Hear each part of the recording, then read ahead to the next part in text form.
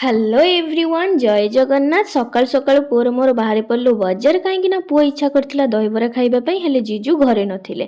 ସେଥିପାଇଁ ସ୍କୁଟି ବାହାର କରି ମାଉସୀ ପୁତୁରା ଆମେ ଚାଲିଲୁ ଦହିବରା ଆଣିବା ପାଇଁ। ସେଠୁ ଆଣିକି ଆସିଲା ବେଳକୁ ଦେଖେ ତ ଦେଇ ଅଲରେଡ଼ି ଉପମା ଡାଲମା ବନେଇ ସାରିଛି। ଆଉ ହଁ, ମୋ ଦେଇ ବହୁତ ଟେଷ୍ଟି ରୋଷେଇ କରେ। ମୁଁ ସବୁ ରୋଷେଇ ତାଠାରୁ ଶିଖିଛି। ବେଶୀ ତାରିଫ ହେଇଗଲା କି?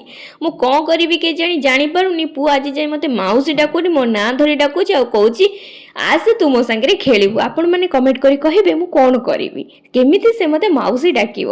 ତ ଦେଇ ଟିକେ ଲଞ୍ଚ ପ୍ରିପାରେସନ୍ କରିସାରିଥିଲା। ଖାଇସାରିକି ମୁଁ ଟିକେ ଶୋଇ ପଡ଼ିଥିଲି। ଉଠିକି ଟିକେ ଛାତ ଉପରେ ମଜା କରୁଥିଲୁ ପୁଅର ମୋର। ଦେଖୁନାହାନ୍ତି ସେ କ'ଣ କରୁଛି ମୋ ସାଙ୍ଗରେ। ସବୁ ହାତରେ ସବୁ ଫୁଲକୁ ଲଗେଇ ମୋତେ ଡରଉଛି। ମାର୍କେଟକୁ ସନ୍ଧ୍ୟାରେ ଟିକେ ଏକା ପଳେଇଥିଲି, କାମ ଥିଲା ତ ଗୁପଚୁପ୍ ଆଣିକି ସେଠୁ ଆସିଥିଲି। ଆସିଲା ପରେ ସାଙ୍ଗ ହେଇକି ସମସ୍ତେ ଆମେ ଗୁପଚୁପ୍ ବସି ଖାଉଥିଲୁ। ଖାଇସାରିଲା ପରେ ଦେଖନ୍ତୁ ପୁଣି ସେ ଚିତ୍ର କଲା, ମୋତେ ହିଁ ଡାକିଲା ଆସ ତୁ ମୋ ସାଙ୍ଗରେ ଚିତ୍ର କରିବୁ। Thank you for watching.